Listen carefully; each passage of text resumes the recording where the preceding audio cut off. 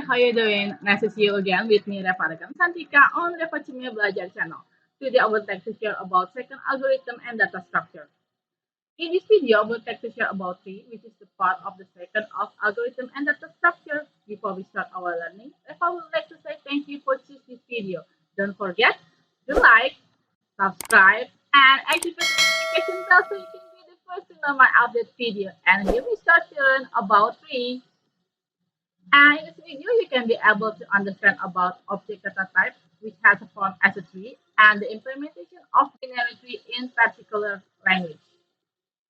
And the topic is about tree, binary tree terminology. And to make you know better about this lesson, don't worry, I will prepare all the presentation in Bahasa. Here they are. Oke, sekarang kita masuk ke pertemuan 9 tentang tree. Tree masuk ke dalam struktur non-linear. Di sini menggunakan linked list. Masih ingat kan penggunaan linked list? Nah, di pertemuan sebelum-sebelumnya kita sempat bahas tentang stack dan queue yang merupakan pembahasan di struktur linear. Kita menggunakan pengalokasian memorinya adalah menggunakan array. Oke, ini adalah satu dimensi dan array dua dimensi. Untuk array satu dimensi kita menggunakan stack, queue, dan tree. Kalau dua dimensi kita bisa menggunakan untuk dipergunakan di graph. Kalau linked list ini linearnya adalah stack dan queue, non linearnya kita menggunakan tree dan graph. Nah, tree itu adalah salah satu bentuk struktur data tidak linear yang menggambarkan hubungan yang bersifat hierarkis, hubungan one to many antara elemen-elemennya. Tree bisa didefinisikan sebagai kumpulan simpul atau node dengan elemen khusus yang disebutnya sebagai root. Nah, ini adalah real world dari tree ya. Di sini pasti akar posisinya ada di bagian paling bawah yang ada di dalam tanah. Kemudian yang paling atasnya itu adalah daun. Oke, root ya, branch, kemudian ada leaves-nya atau daun. Nah, tapi di computer science view ini terbalik.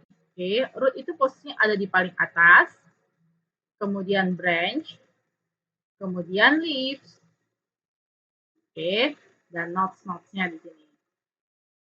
Oke, nah di sini kita akan bahas tentang tree, primary tree, dan binary tree. Dan di sini dikatakan bahwa tree ini merupakan bagian dari graph.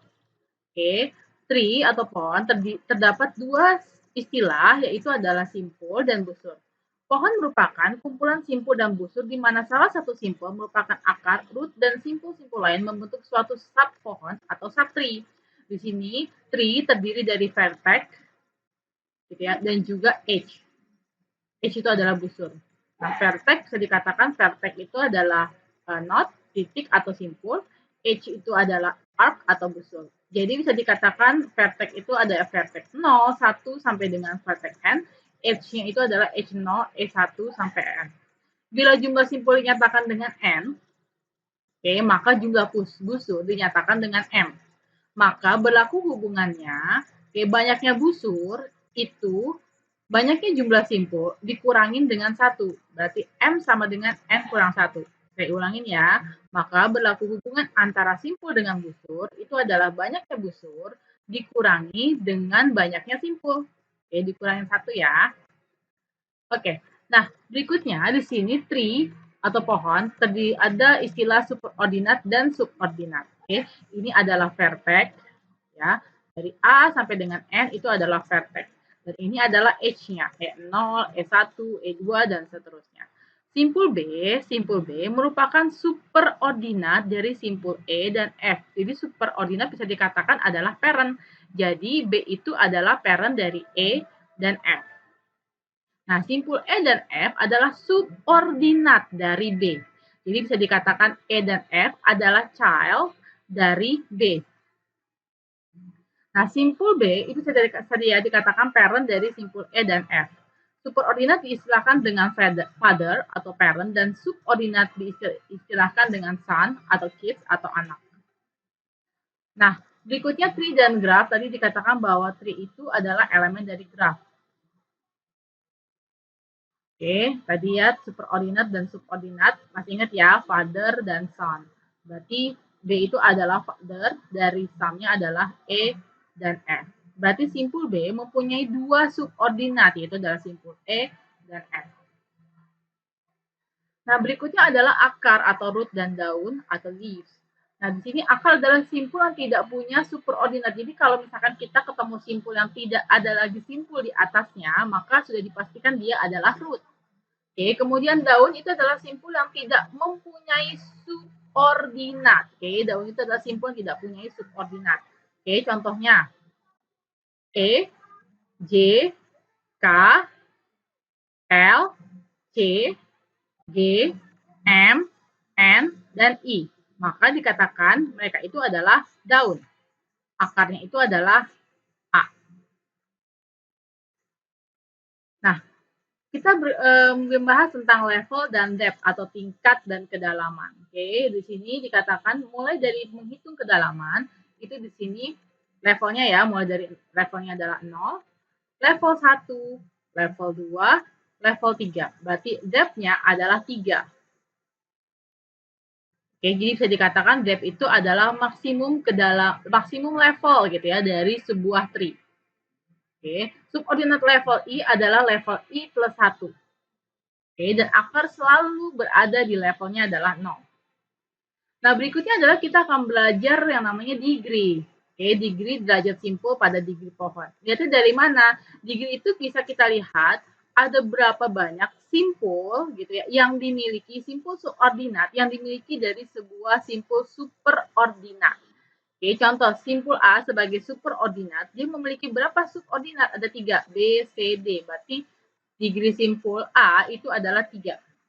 Sedangkan B itu dia punya subordinatnya berapa? Ada 2 kan, yaitu E dan F. Berarti B sama dengan 2. T-nya sama dengan 0. Berarti simpulan adalah yang degree-nya pasti adalah 0. Nah, jadi untuk pohon ini degree pohonnya dapat dikatakan adalah bisa diduga adalah 3. Tapi bisa saja mungkin 4 dan 5 dan seterusnya. Yang pasti bukan 2. Karena apa? Karena jumlah maksimum dari sebuah simpul memiliki degree adalah 3. Maka bisa dikatakan pohon ini adalah pohon berderajat 3. Oke, jadi ingat ya, untuk melihat degree dari suatu pohon, kita lihat dari sebuah pohon ada berapa banyak subordinat yang dimiliki oleh sebuah superordinat. Ini subordinat, yang ini adalah superordinat.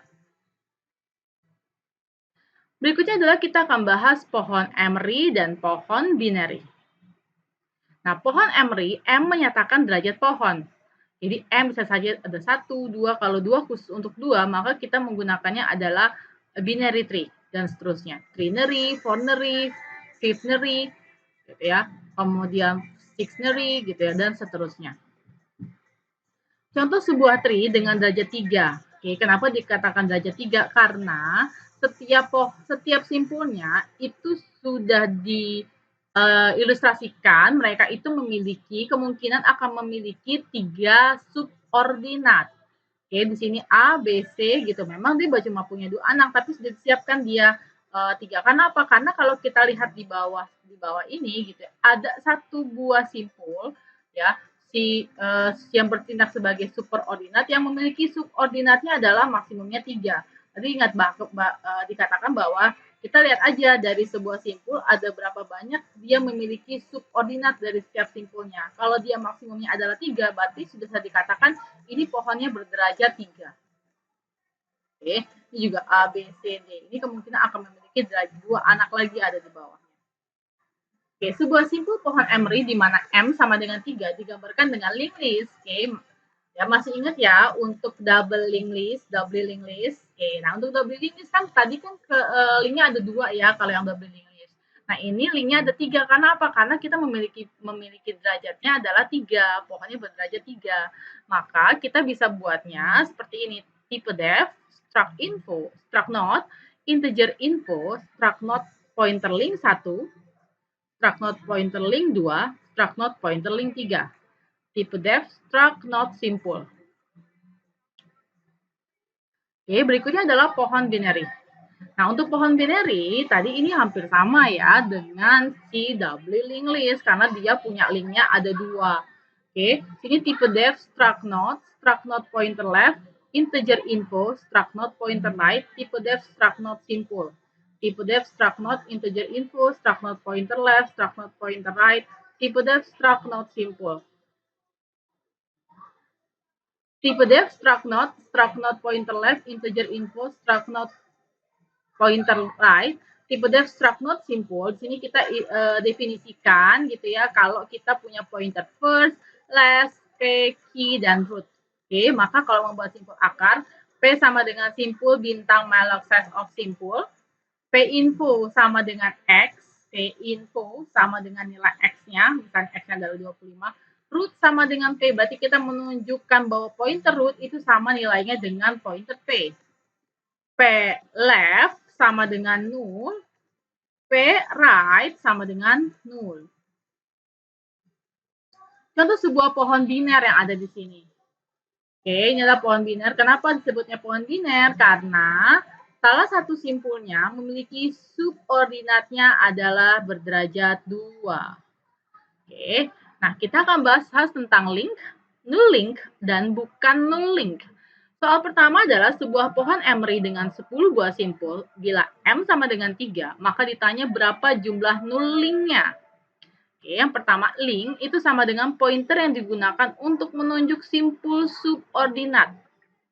Link rumusnya adalah jumlah simpul N dikalikan dengan degree M.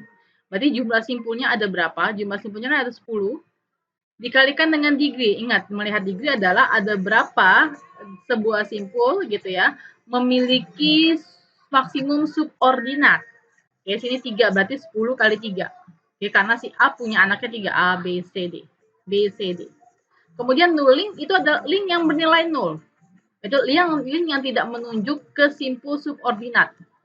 Kita bisa saja sih mencari yang null link ini ya, 1, ya 2, 3, 4 dan seterusnya gitu kan ya. Nah, tapi ini kita bisa buat N, rumusnya adalah N. N itu adalah banyaknya simpul dikalikan dengan degree dikurangin 1 ditambah 1. Oke. Oke, kemudian bukan null link atau busur adalah link yang menunjuk simpul subordinat. Jadi kalau dia punya ada simpul di bawahnya, maka dikatakan dia bukan null link atau busur. Link yang menunjuk simpul subordinat atau link yang menghubungkan dua buah simpul yang biasanya disebut sebagai busur. Bukan null link, rumusnya gampang aja, tinggal link dikurangin dengan null link. Oke, pohon trinary skew right, skew to the right, ini berarti dia rebah ke kanan.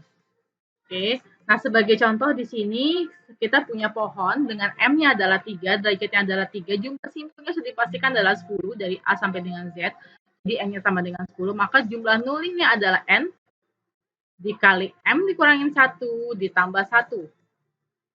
Oke, berarti 10 kali 3 dikurangin 1 ditambah 1, oke, berarti 10 kali 2 tambah 1 adalah 21. Kalian hitung aja, benar nggak nullingnya di sini jumlahnya adalah 21. Oke, ini juga caranya sama seperti yang tadi. Cuma di sini dia berderajatnya adalah 2. Oke, nah jadi pohon biner berarti adalah N sama dengan 2, jumlah simpulnya adalah 10, jadi N sama dengan 10, jumlah nuling N dikali M kurang 1 tambah 1, 10 kali 2 kurang 1 plus 1, 10 kali 1 plus 1 sama dengan 11.